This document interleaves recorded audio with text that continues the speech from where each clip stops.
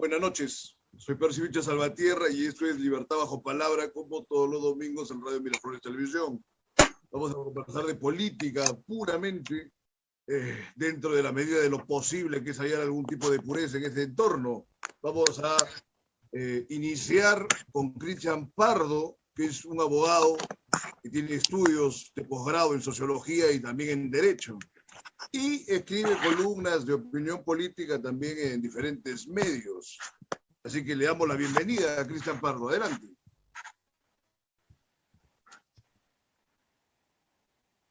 Adelante, Cristian. Hola, Percy, ¿cómo estás? Muchas gracias por la invitación. Sí, muy bien. Entonces, empecemos por definir cuál sería tu posición política, ¿no? O sea, para que luego los telespectadores puedan entender también tus proposiciones acerca de la coyuntura. O sea, ¿tú qué línea política sigues? ¿O qué ideología sostienes? Bueno, yo pudiera estar ubicado en una centroizquierda, una socialdemocracia, un social liberal. Ya, correcto. Esa aclaración, ahora, ¿cuál es tu percepción de los acontecimientos que se han dado en el curso de esta segunda vuelta hasta lo que va hoy día mismo? Sobre todo en esta última semana, el debate, ¿no? Farsesco en Santa Mónica, el otro señor que se va y se va a la victoria, los equipos técnicos proponen un plan que no tiene nada que ver. A ver, coméntanos, Cristian. Bueno, pareciera que estuviéramos en un escenario parecido al del año 2011, ¿no? En donde respecto a esta nueva presentación de plan de gobierno del señor Castillo, a manera de nueva hoja de ruta, como la tuvo Yantumala en ese momento, para que pudiera mostrarse como un candidato un poco más tirado hacia el centro. Eso como última acción. Sin embargo, un poco errático al momento de definir su participación en este debate, que fue precisamente en respuesta a lo que sucedió en Chota y que Keiko Fujimori asistió y no participó el señor Castillo. Eso como a manera de observador y darnos cuenta de qué tan bajo ha podido caer la discusión política cuando deberíamos estar en este momento escuchándolos hablarnos de las propuestas dirigidas sobre todo a la clase media, que es donde ninguno de ambos candidatos está apuntando, y eso es algo lamentable, cuando la clase media ha sido de las más golpeadas, habiendo reducido, creo, el porcentaje de clase media. Mucha gente se ha empobrecido en esta pandemia y no veo ningún tipo de propuesta dirigida a ella. De otro lado, creo que todos esperan, hasta ahorita, están esperando propuestas un poco más dirigidas hacia el centro político, porque tanto el candidato Castillo, que se presenta y se muestra como un candidato de extrema izquierda, no veo un mayor esfuerzo, por lo menos de parte de él, sí, porque ha tratado de invitar a una serie de cuadros, sobre todo vinculados a la progresiva peruana, que están apoyándolos, pero que hasta ahora no se les ve, pero que tiene al señor Cerrón diciendo que no va a ser, que quienes van a dirigir en el no son otras personas, o sea, tendría que ponerse de acuerdo en ese aspecto. Y por el lado de la señora Keiko Fujimori, no veo un acto de reflexión respecto a la que la gran mayoría del Perú, si bien quiere, apuesta por una economía social de mercado. Y fíjate lo que te voy a decir, hemos visto poco de social en esa economía de mercado que en la práctica ha sucedido. No veo un acto de reflexión respecto a cómo se va a llevar a cabo eso que falta de la economía de mercado, que sería el enfoque social. No vemos hasta el momento un acto de mea culpa de que desde lo que se implantó el 93 a la fecha solamente ha respondido a los números macroeconómicos y no al bolsillo que todos los peruanos están esperando que mejore, porque desde el año 2013 que el país entró en recesión, no ha habido ninguna mejora en la economía, porque nos pueden decir que esto es un problema global, que ha afectado a todos y que el Perú ha sido uno de los que menos afectado estuvo. Sin embargo, ha habido sí un abandono de parte del Estado hacia las clases medias, ¿no? Perfecto. Y casualmente el alto volumen de indecisos quizás estén en esa clase medias. Mira, yo matizaría lo que me comentas con el hecho de que ciertamente este modelo no ha sido lo suficientemente social, pero yo creo, y seguramente lo podremos conversar, de que tampoco ha tenido una apertura completa ese libre mercado, porque ese libre mercado no ha existido plenamente por las intromisiones de los lobbies absolutamente corruptos que hay, que solamente buscan su beneficio y no les importa el bienestar del país, ¿no? El mercantilismo boyante en toda participación que se ha dado en empresarios particulares, Odebrecht, etcétera, Graña y Montero. A ver, ¿cómo ves este nuevo elemento de lo que estábamos conversando? Bueno, Percy, has dado en el punto. El asunto es que de economía de mercado no ha habido nada. Acá ha habido mercantilismo, corrupción, ¿no? Dirigido por 4 o 5 grupos económicos que han hecho los que les ha venido en gana con el país.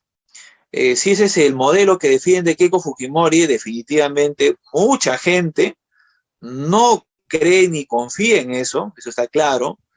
Si el señor Castillo está decidido a cambiar eso, pero en ese aspecto no voltear todo. Es por eso que creo que tiene que haber una postura mucho más clara dirigida a aquellas personas que son de centro ideológico, centro político-económico y la clase media, que creo que ninguno, está dispuesto a llegar a un acuerdo político con ese sector socioeconómico del país. No están, ninguno de ellos, ¿eh? Porque por un lado, que el mascarón de pro es el señor Cerrón, que está empujando todo, llevándolo, creo, al modelo chavista, que es más o menos lo que uno va entendiendo, y por el otro lado de la señora Keiko Fujimori, que quiere someternos a lo que siempre ha existido en el Perú, y eso creo que la gente ya no va a soportar más.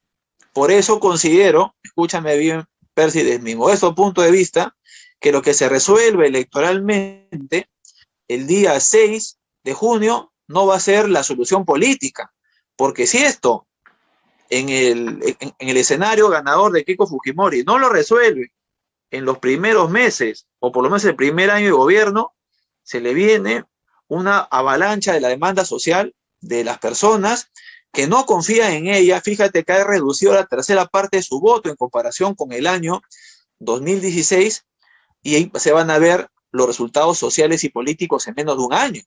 Ese va a ser el problema. Y en el caso de Castillo, yo no veo ganas de quererse acercar al centro político, ¿no? Porque creo que desde el lado de un ala más radical, no lo digo de forma peyorativa, sino que ellos tienen una parcialización ideológica que no va con la realidad del Perú. El Perú es un país fundamentalmente de gente emprendedora. No es lo mismo que se ha vivido en Cuba en los últimos 60 años. La gente que en el Perú es gente que sale a trabajar todos los días y no necesitan que les tiren la mano. Fíjate lo que ha pasado en la pandemia nomás. Por más que la gente se ha estado muriendo, porque es la verdad, ha seguido saliendo a trabajar. Y es una característica muy particular del peruano. Pese a que el Perú ha tenido los peores niveles de protección en salubridad, la gente ha salido a buscarse el pan todos los días. ¿Y eso a qué se debe? que es una característica de la sociedad peruana.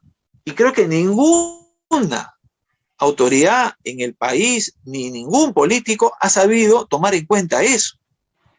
Y ningún candidato en este momento quiere compartir o comprometerse con ese sector social.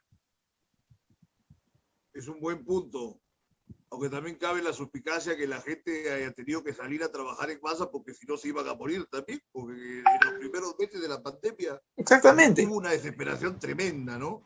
Sí, yo comparto esa impresión que tienes acerca del peruano en general, que es poco afecto a términos de cambios.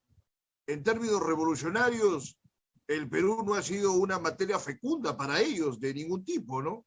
Más bien ha tendido sí a apoyar a grandes tiranos todo el tiempo y a tiranos de derecha. La aprobación que hasta el momento tiene Fujimori, ¿no? O sea, entre los que lo admiran, pese a que se sabe lo criminal, lo corrupto, lo ladrón que ha sido, hay gente que sigue prendida, el chino y tal. Odría también es otro personaje que se le tiene muy en cuenta, ¿no? Te topas, por ejemplo, varias veces me topó con algún taxista de cierta edad mayor y se ponen a hablar de Odría y les presto atención porque es el sentir popular que está con estos hombres autoritarios de derecha. La gente de izquierda no ha tenido nunca una gran acogida, inclusive en términos históricos. Te comento porque me han comentado que tú eres un aficionado a la historia, ¿no? O a la historia. Precisamente. Nuestro amigo José Pacheco, claro. A ver, así es. ¿qué cosa sí, precisamente. Esta noche sobre eso? Tú haces mención a Odría, reconocido por generaciones antiguas, porque si tú ves las construcciones que tiene el Estado, prácticamente fueron hechas en la época de él, ¿eh? Varios ministerios, colegios, lo que se llamaron las grandes unidades escolares, a nivel nacional, hospitales, fueron construidas durante la dictadura de Odría. Igual pudiéramos hablar de Leguía, y Fujimori responde a esa misma marca. Y esos tres dictadores que tuvimos en la historia del Perú respondían pues a intereses oligárquicos también, ¿no? Eran en el caso de Fujimori era una derecha popular, ¿no? Porque Fujimori gozó de respaldo popular porque, a diferencia, yo alguna vez se lo leí a un investigador social también, Fujimori era un poco más populachero, o sea, él no tenía ningún rubor de juntarse con la gente del pueblo, y eso lo hizo también muy, muy recordado y querido por esa gente que recibió algo de Fujimori. Tituló a mucha gente que tenía una expectativa de tener algo y los hizo propietarios, ¿no? Él utilizaba mucho ese término de un de propietarios, ¿no? Y eso quedó esa marca de Fujimori que Keiko ha tenido que volver a utilizar para pasar a la segunda vuelta, ¿no? Y ahí está, ¿no? Invocar que lo va a indultar, porque también un sentimiento albertista, ¿no? En el fujimorismo se habla de keikismo, albertismo y keyngismo, y vaya a saber Dios qué otras variantes pudieran generarse en el fujimorismo, pero que ha sido tan irresponsable la participación de la derecha peruana que la peor candidata es la que pasó la segunda vuelta. ¿Y eso por qué? Porque no se pusieron de acuerdo. ¿No te parece que ese tema de las divisiones en el fujimorismo se da más que nada por una cuestión generacional? Porque a fin de cuentas hay que ser claros, como tú lo dices, la peor candidata de la derecha pasó, pero además de ser la peor candidata de la derecha, es un personaje que sin el respaldo o la imagen del padre sería absolutamente nadie. Y casualmente uno de sus grandes errores, entre sus múltiples errores, fue creerse con la suficiencia para formar su propia facción keikista. Los resultados que han sido un desastre los últimos años en el Congreso se han debido precisamente al keikismo, ¿no? No sé si tienes alguna impresión en ese sentido. O en sentido sí, contrario, ¿no? En el fujimorismo lo que ha pasado es, si le pudiéramos no obviamente una guerra civil, pero sí una guerra política al interior del fujimorismo, que terminó con la disolución del Congreso.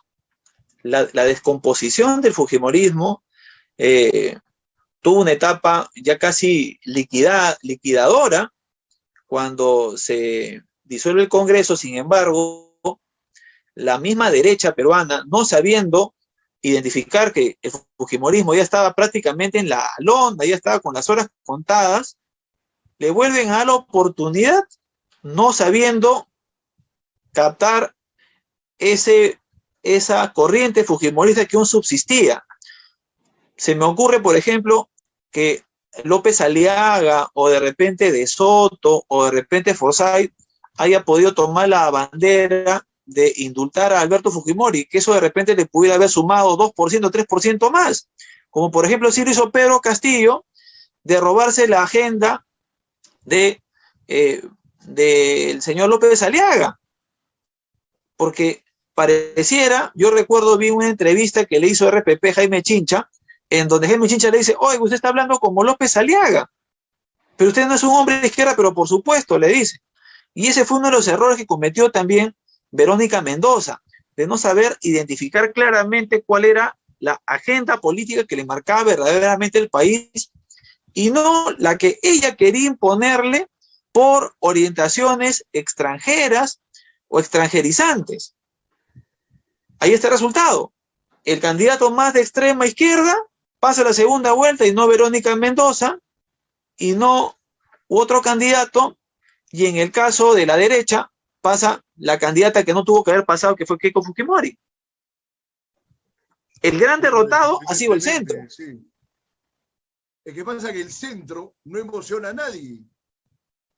El centro es hasta casi un sinónimo de mediocridad. Debería ser sinónimo de equilibrio, ¿no? El equilibrio lógico de un estadista que tiene cautela, ¿no? Para pensar lo que se tiene que reformar y lo que se tiene que preservar, como decía Burke, que lo he visto muy citado esta última semana, Edmund Burke, pero no tenemos eso de los partidos del centro, o los que se dicen de centro, y la verdad que políticamente De Soto era la persona. No proponen nada en varias décadas ningún partido. ¿Qué lectura pueden ofrecer acerca del país, tanto en un plano ideológico como en un plano programático y de propuestas? Es un desierto, salvo que haya otro dato que se me ha pasado. ¿Tú qué sabes del tema, Cristian, por favor? Yo la verdad, cuando hablamos de un personaje, un candidato de centro, creo que el adecuado hubiera sido Hernando de Soto. Yo lamento bastante que no haya podido hacer una campaña a todo dar, ¿no? Cuando de repente la gente hubiese creído eso, ¿no?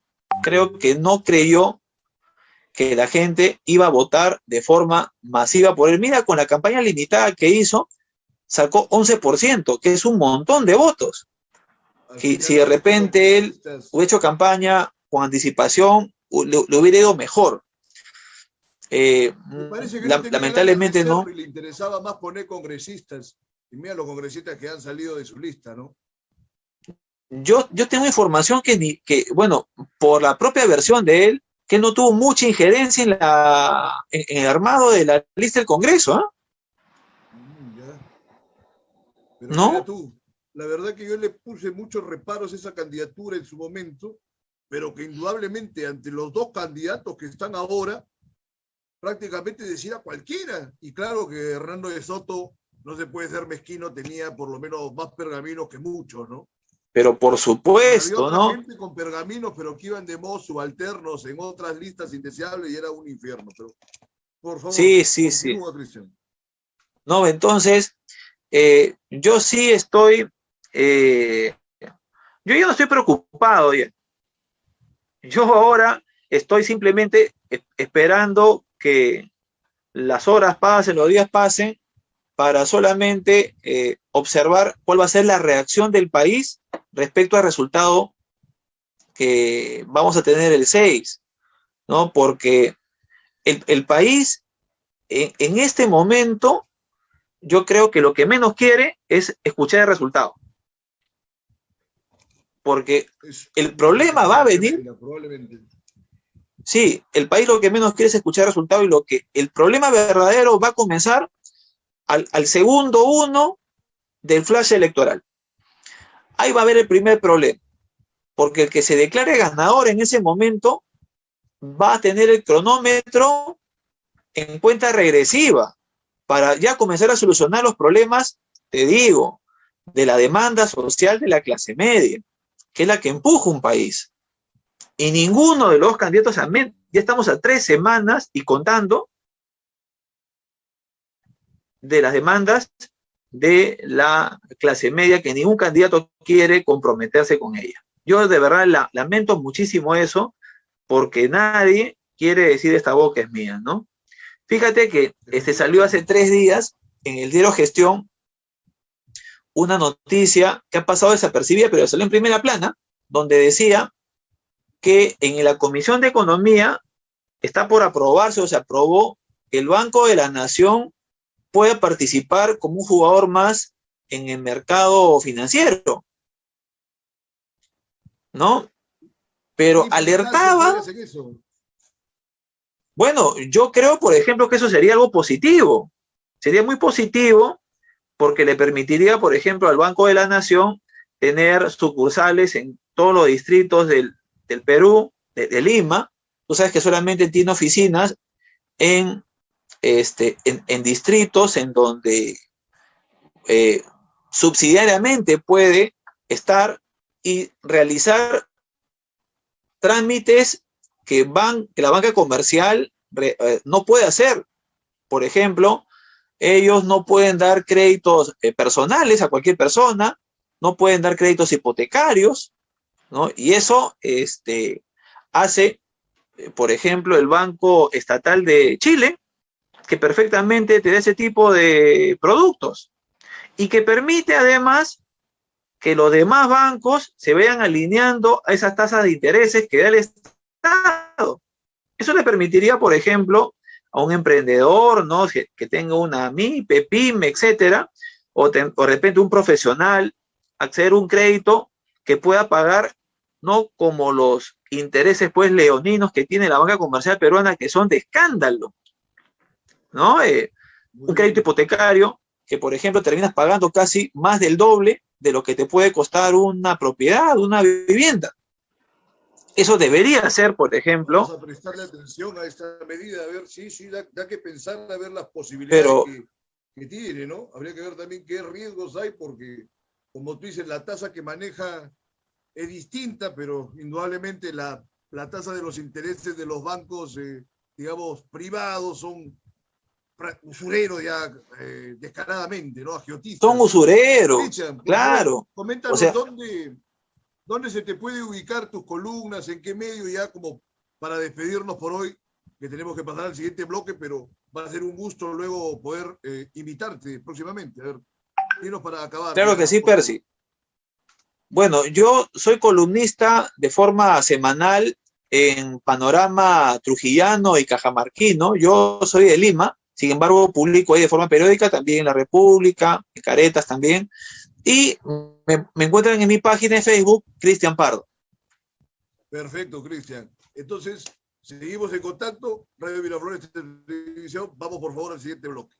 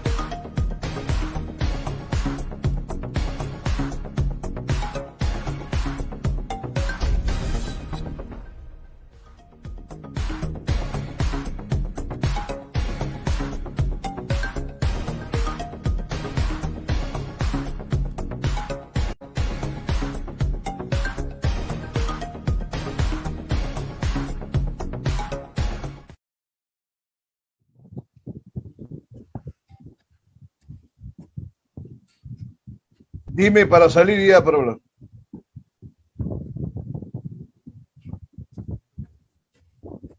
Bien, retomamos Libertad bajo palabra y vamos a conversar ahora con Luis Quiroz, que es un conocido periodista, es la voz de Huaraz, así que le damos la bienvenida a Luis. Percy, ¿cómo estás? ¿Qué tal? Bueno, tengo un problema de latencia, así que voy escuchándote, digamos, con cierto retraso. Pero el gusto de todas maneras de estar contigo y de tus oyentes es fantástico. Bien, se escucha un eco ahí de lo que voy diciendo justamente con esa latencia o ese retraso, pero vamos a ver qué hacemos. Mira, Luis, el otro día conversábamos acerca de estos candidatos que hay, son pésimos ambos.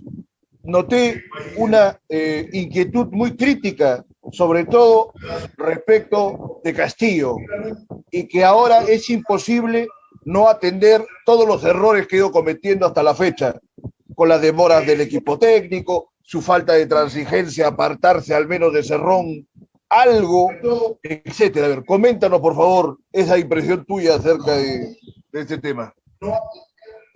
Bueno, más o menos voy escuchando. Lo que ocurre es que está llegando 2 veces el mensaje de ustedes. Ese es el problema que tengo en este momento.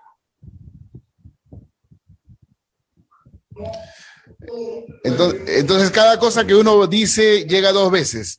Tengo ese pequeño problema. No me ha pasado antes, pero de todas maneras, Percy, creo que más o menos comprendo un poco el tema de lo que estás hablando. Yo creo que la mayor expresión de la improvisación que se ha dado fue el día de ayer. Básicamente, el que un candidato quiera presentar un programa de gobierno que no es suyo tampoco. O sea, me refiero a que lo hayan armado entre gallos y medias noches, y que después en un estrado comience a decirle a la gente, si ustedes tienen un programa, tráiganmelo, si tienen una propuesta de gobierno, tráiganmela, y la armamos para que esto sea algo realmente bueno para ustedes. Significa que este candidato simplemente no tiene nada. Entonces, estamos llegando a un punto en el que la gente, cansada de tantas cosas, acepta lo que le vendan. Y lamentablemente esto tiene mucho que ver con la carencia de las personas en general en nuestro país en la participación política. No tenemos el más mínimo conocimiento en general de lo que significa la política ni de lo que podemos hacer con la política. Y yo creo que en eso nos podemos comprender bastante porque tú eres una persona especialista en esto y sabes muy bien que con el conocimiento, con el hecho de querer aprender cada vez más, de llegar a leer, de informarse, no creer todo lo que encontramos en redes sociales, nosotros podemos comenzar a llegar más lejos cada vez y a elegir mejores autoridades. Efectivamente, pero mira, es que inclusive los partidos políticos han dejado de lado esa función pedagógica que al menos los partidos más importantes tuvieron en sus primeros momentos, sea el Partido Socialista, el Partido Aprista, etcétera. Había doctrina, había una ideología, había propuestas que atender de un modo programático. Todo eso ha desaparecido, no en esta elección, son décadas que no hay ningún tipo de propuestas orgánicas por ninguna parte.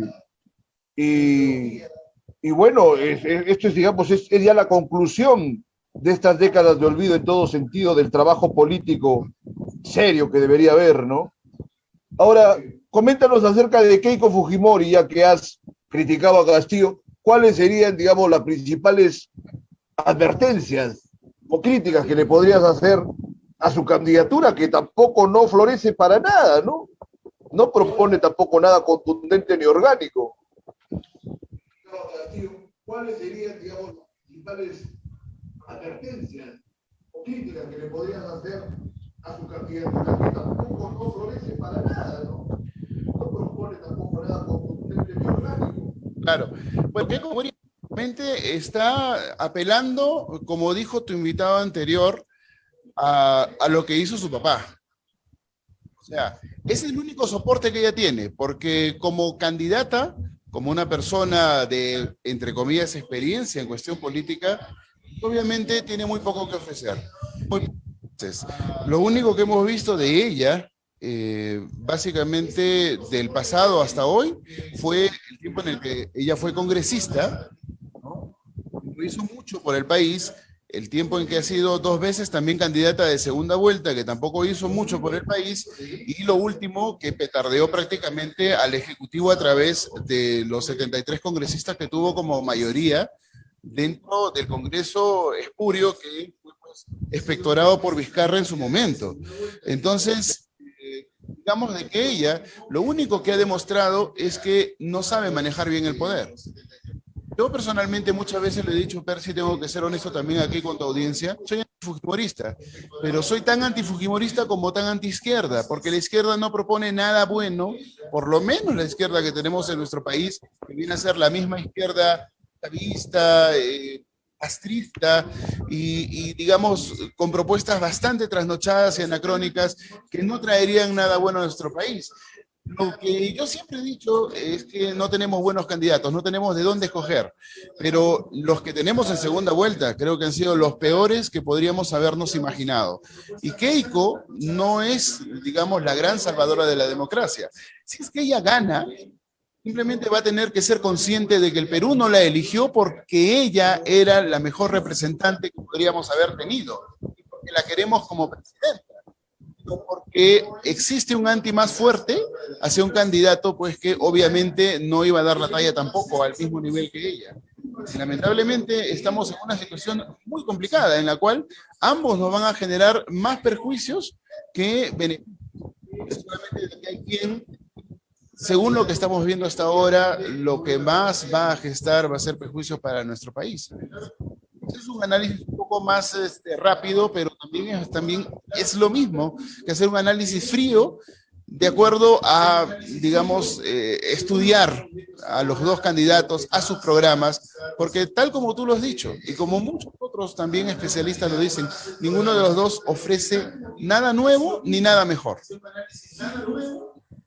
Ahora, es interesante que tú digas que eres antifujimorista y sin embargo, de tu comentario se puede deducir que Keiko te parece quizás mucho menos grave que lo que sería un eventual gobierno de Castillo, que ciertamente ha demostrado que no tiene ninguna condición para ejercer el gobierno, terriblemente, inclusive para los que tú comentas, ¿no? O sea, ¿qué más ves en este sentido?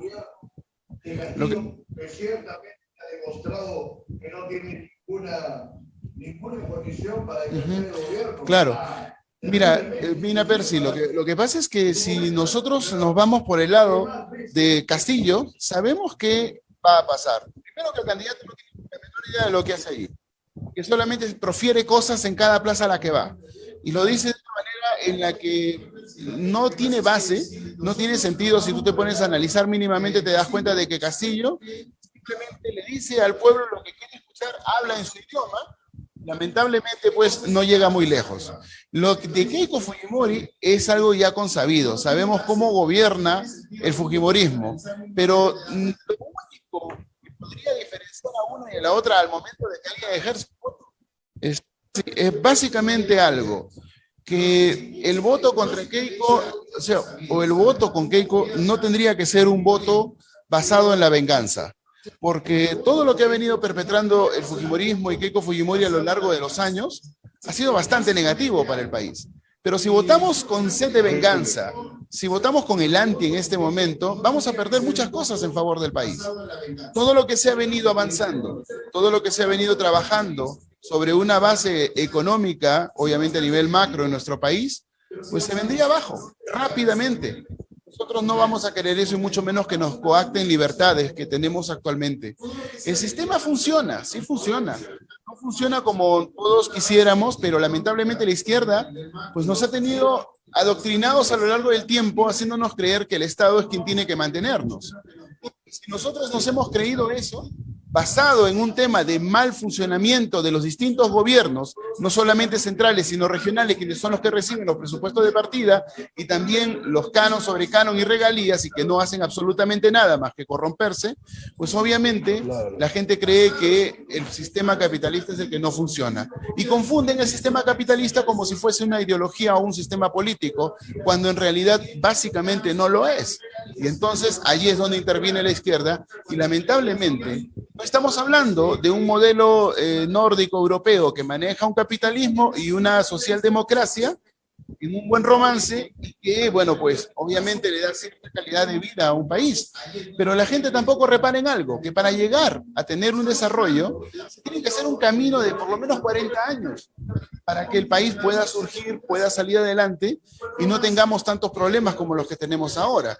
Pero el problema que tenemos en el Perú es que viene cualquier autoridad, o lo pone en automático o simplemente hace cambios que lamentablemente no nos llevan a ninguna parte.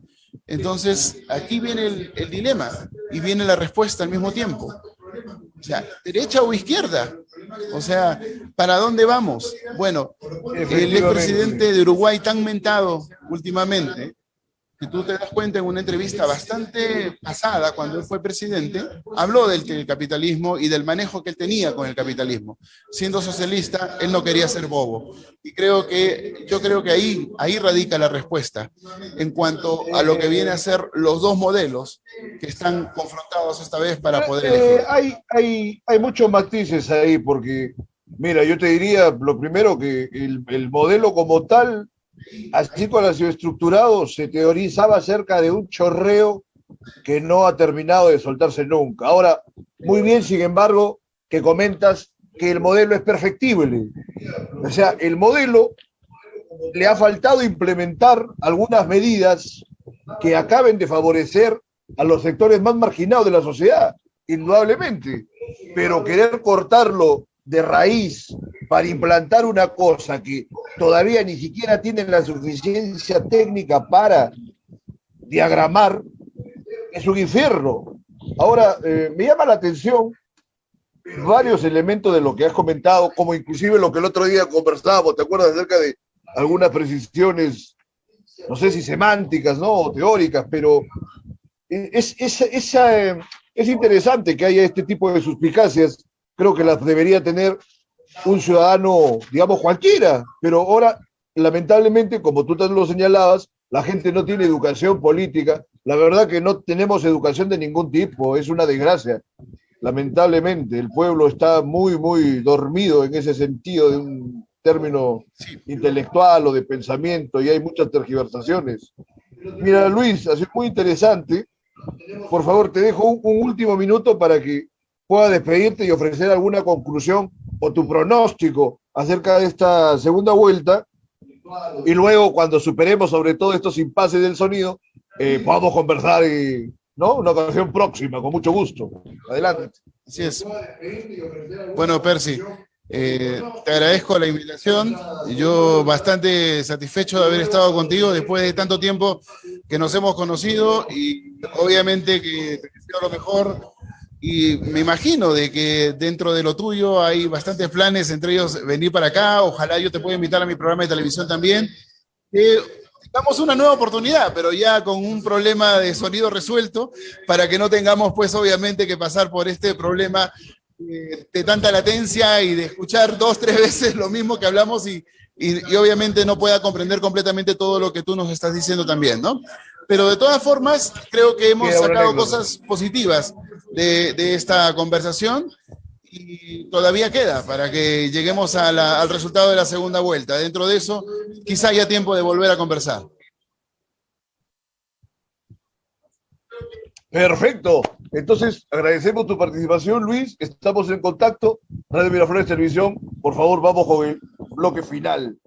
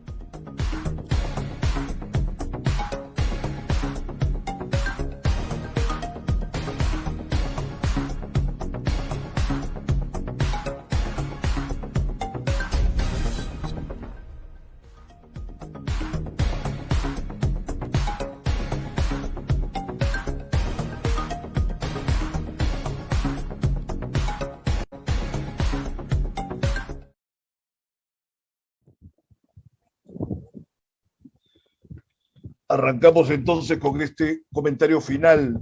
Voy a hacer una síntesis de lo que ha sucedido esta semana. Y la verdad que es muy sencillo empezar a disparar contra los candidatos, ¿no? Por supuesto en un sentido figurado, porque cometen error tras error, negligencia tras negligencia, convocan a un debate en el penal de Santa Mónica, que desde un primer momento también Castillo había dicho de que no iba a llegar, sin embargo hizo toda su parafernalia y su show Keiko Fujimori. Y el otro candidato, yo creo, hizo muy mal en no presentarse a ese debate, pero es que claro, él sabe que no tiene nada que ofrecer, nada que oponer, nada que argumentar, y por eso, atendiendo supuestamente a unos asesores que creen que las tienen todas consigo, dice, no va a ir a debatir porque él está como puntero. Pero todos han equivocado el término, y las encuestadoras y todo está bien, que están prostituidas, los medios de la concertación están todos comprados, alineados, joqueco, ya, de acuerdo. Pero sí creo que Castillo ha descendido completamente en lo que era su expectativa primera. ¿Por qué? Por estos errores que comete. Porque él está puntero apenas por un porcentaje que en teoría es mínimo.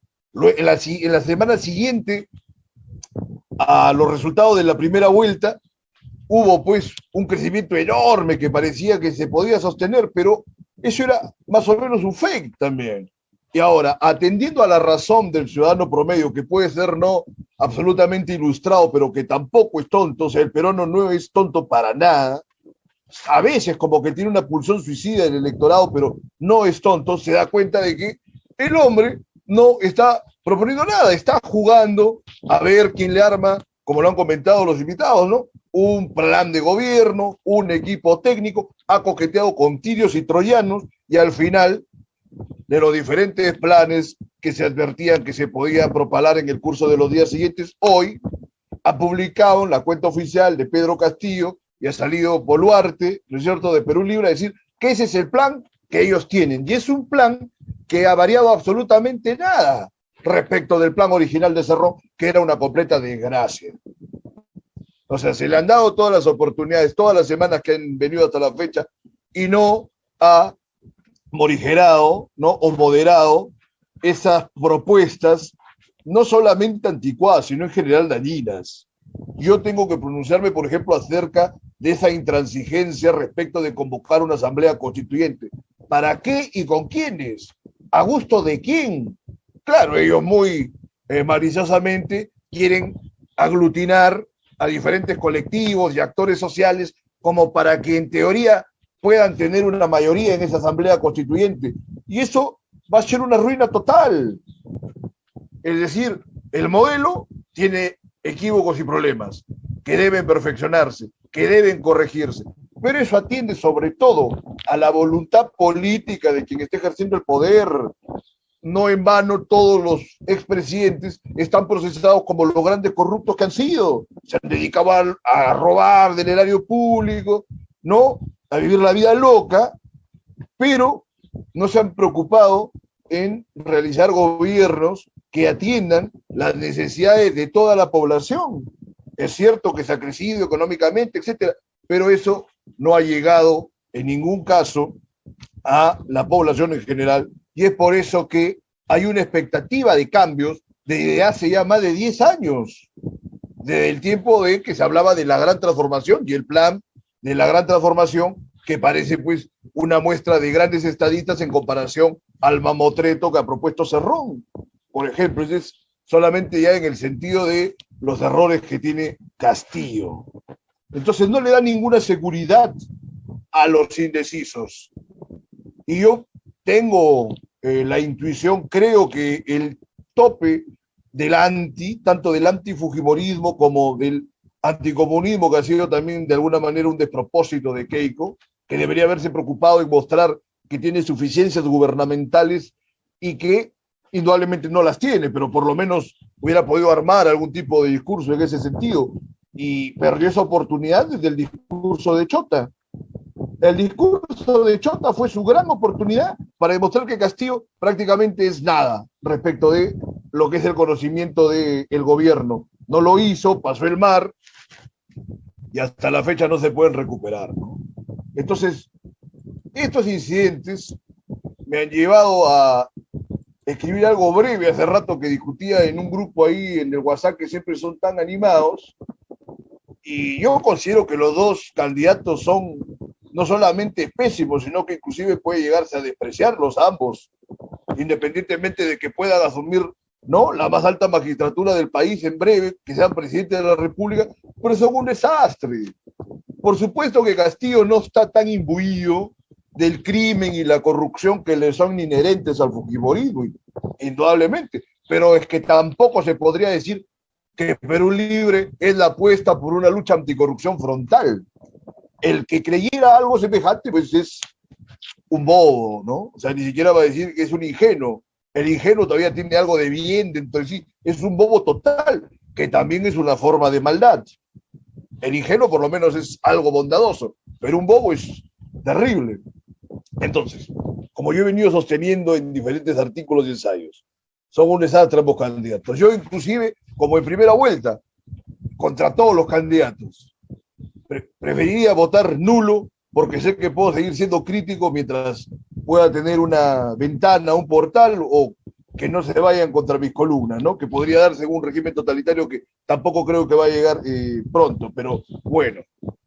Son un desastre, pero habría que advertir qué cosas pueden hacer para ganarse a los indecisos. Porque yo creo ya que el antifujimorismo no va a terminar definiendo esta elección como sí ha definido las elecciones anteriores, y que las ha definido malamente, porque, por ejemplo, entre PPK y Keiko Fujimori, ¿qué diferencia hubo? No hubo mayor diferencia que el estrato social de los integrantes de cada bando, pero a fin de cuentas defendían el mismo horizonte económico y defendían también las mismas prácticas negativas, corruptas indudablemente, que quizás PPK no llegue a tener una sanción penal directa, pero no hay que olvidar las actividades negativísimas que tuvo Kuczynski durante los últimos 50 años, y siempre a espaldas del bienestar del pueblo, de la población en general. Bueno, entonces, comentaba, ¿qué cosa podrían hacer estos candidatos para ganarse a los indecisos? Insisto y reitero, me parece que son una desgracia, pero bueno.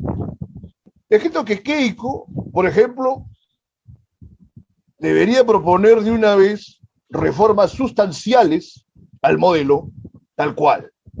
No que se haga socialista, no, nadie lo va a desear, pero por lo menos que atienda con un equipo de técnicos de primer nivel qué cosa es lo que ha estado fallando. Yo creo que se lo agradecerían los mismos fujimoristas si pudiesen despertar a algo más que sus propias ambiciones miserables y se preocuparan un poco por el bienestar del país, y los indecisos que podrían exigirle, en caso que ella sea presidente, que cumpla con alguna de estas reformas, porque hasta la fecha tampoco no propone nada. Entonces, propuestas que atiendan a prácticamente ya una autocrítica del modelo que impuso su padre, dejando de lado la corrupción, el crimen, el proceso mismo que tiene pendiente. Bueno, dejándolo de lado por este momento.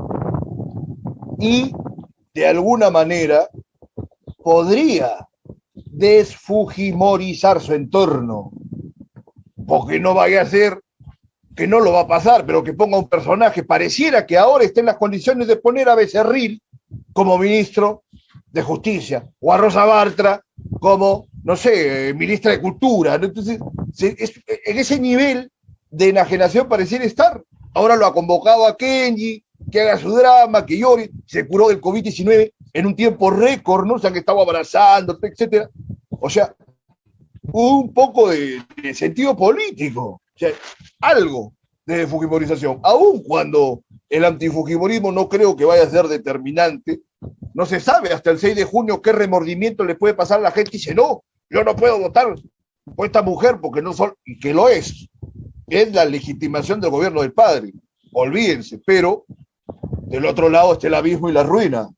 Y ahora voy a conversar sobre Castillo, pero, o sea, atendiendo esas necesidades, yo creo que los que apoyan a Keiko podrían más o menos justificarse y entendiendo y haciendo ver que es un sacrificio que hacen por el país, no como un montón de caraduras que se han desenmascarado miles de fujimoristas que han permanecido en el closet de su fujimorismo y que ahora alegremente van a votar por Keiko con el pretexto que el anticomunismo, lo que sea, pero no les cuesta nada votar por Keiko. Por lo menos deberían tener la decencia o el gesto hipócrita, por último, político, de mostrar que se están sacrificando votando por una candidatura que es escoria, absolutamente. Ahora Castillo, me agarro el rostro porque Castillo ha tenido tantas disposiciones para aumentar su aval popular, sobre todo porque los fujimoristas salen con estupideces, con el terruqueo, se inventan que el día 7 de junio se van todos los inversionistas, que se va a volver Venezuela de la noche a la mañana el Perú, por supuesto sin ofrecer ningún argumento sustancial. Inclusive me han enviado videos de algunos economistas más o menos respetados, pero que son un desastre de la teoría política, o en todo caso unos grandes farsantes, no quiero ni mencionarlos, escribiré seguramente alguna columna esta semana ya con nombre propio, pero, o sea, con una serie de disparates que no, tampoco atienden a la realidad. Yo dudo mucho que todos los inversionistas se vayan de la noche a la mañana, aún si se diera la vuelta, por ejemplo, al modo boliviano que le entregaba solamente el 30% de lo extraído de sus materias primas a los inversionistas y se quedaba con el 70%. Aún así, muchos seguirían ganando y ganando millones de millones. O sea que ese es un argumento que no es argumento para nada, es un floro de los más ridículos. Ahora, Castillo, insisto, error tras error. Si cualquier persona centrada ve a Cerrón, ve los antecedentes de Cerrón, y qué cosa hace Cerrón queriendo participar de una manera hegemónica, como un asesor principal o como, claro, es el dueño del partido. Tiene su número de congresistas que podrían atentar contra Castillo si le diera vuelta o lo dejara de lado, pero aún así, pues yo creo que los indecistos dicen que Castillo se modere un poco. Hay reformas que hacerle al sistema, estamos de acuerdo, todos hemos visto todos los padecimientos de nuestros compatriotas durante esta pandemia, las muertes que se han dado por gente que no podía tener acceso a un balón de oxígeno o a una cama UCI. Indudablemente que hay que reformar un montón de cosas, pero no para partir de cero. Entonces, Castillo debe deserronizar su entorno. No lo hace hasta la fecha. Ha coqueteado con medio mundo y, como se ha sabido, está a la expectativa que le ofrezcan cualquier cosa para ver cómo lo implementa. Ese es un nivel muy bajo también de participación pública, ¿no? Un incipiente, un eventual presidente de la República actuar de esa forma ya pues es de lo más deplorable. Qué bueno fuera que tuvieran mejores asesores. Pero yo digo, esa insistencia en una asamblea constituyente, así se resientan algunos izquierdistas que ya tienen su voto, pero que no era, creo que el 14-15% en primera vuelta, y luego se han sumado, por supuesto, los de Nuevo Perú, que también están enajenados con esa propuesta de una nueva constituyente, para tener una nueva constitución, dejarla de lado. Yo estoy seguro que si ella sería la principal garantía de que la sostenibilidad macroeconómica va a mantenerse del lado del país, pero no ofrece ningún tipo de garantía por eso, tampoco respecto del equilibrio económico. Su renuencia, ¿no? Su oposición a expresar la nómina entera de su equipo técnico, que por supuesto quizás no lo tiene completo, que también no lo muestra, o tiene personajes muy discutibles que quiere, en todo caso, hacerlos ver en el último tramo cuando, según su expectativa, creo, tenga ya su voto asegurado. Pues no es así. Es uno de los principales elementos que generan incertidumbre acerca de lo que puede llegar a ser en el ejercicio de poder, en el ejercicio del gobierno, que pareciera que no es capaz de hacer absolutamente nada. Digamos, ese es por el lado racional y por el lado que sería de un bienestar para el país. Por el otro lado, en todo caso, como ya ha perdido toda oportunidad de moderarse, debería ser más honesto y coherente, y si es verdaderamente un hombre radical, debería pues radicalizarse de una vez y tener una serie de argumentos en ese sentido. Yo creo que a esas alturas ninguna persona centrada le puede creer que se va a moderar. Apuesto a Curburneo por aquí, he llamado a Ceballos, a un montón de gente.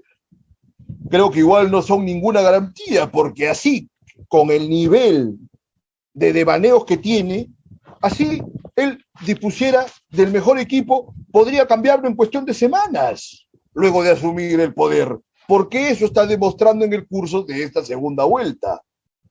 Y quien no sienta desconfianza de ello es francamente un demente, ¿no? Entonces, lo más grave que ha pasado con estos planes que ha presentado ahora Castillo es que no disienten en nada de Cerrón. Y si no se disiente en nada de Cerrón, la candidatura de Castillo y una eventual presidencia suya es un desastre completo, absoluto. ¿Queda la otra opción o queda el voto nulo? El voto nulo para los campeones que puedan asumir una imagen camusiana de crítica permanente, pero aún así el país sería terrible.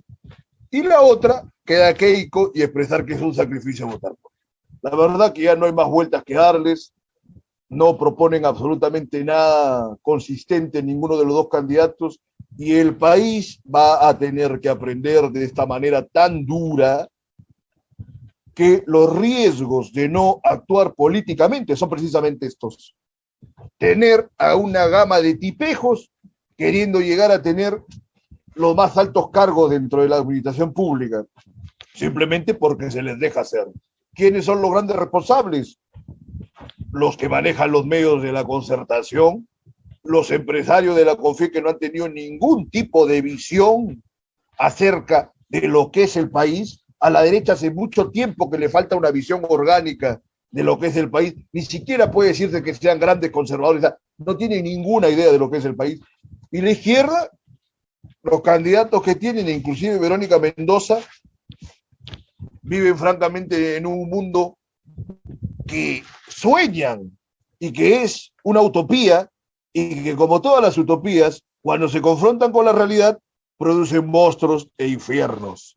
Entonces, tendría que reestructurarse en todo sentido la sociedad peruana, pero no solo por un cambio de modelo, que los modelos son perfectibles, sino por el criterio de que gente que emerja del mismo pueblo pueda hacerse cargo de representar a ese pueblo, y que en todo caso los que van a representar a la alta sociedad, por ejemplo, ¿no?, o a los grandes empresarios, tengan el sentido crítico de armar una lectura del país que supere una mera reducción economicista que solo les favorece a ellos.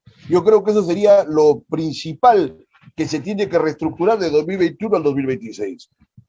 Y con el gran riesgo que se viene un abismo tremendo y que hay que seguir peleando. Los que no han peleado hasta el momento, bueno, van a tener que empezar a pelear. El problema del país es que acá hemos tenido una independencia que no se quería la mayoría de la gente. Hemos tenido una instauración democrática y republicana que la gente tampoco la ha podido entender. ¿Qué democracia puede haber si el soberano, que es el pueblo, no tiene ninguna noción de todos los temas, por ejemplo, que estamos discutiendo ahora mismo? Esa es mi conclusión del programa de hoy, así que siempre un gusto poder llegar hasta donde lleguemos por la señal de Radio Miraflores Televisión. Será hasta el miércoles para hablar de cultura y demás. Buenas noches.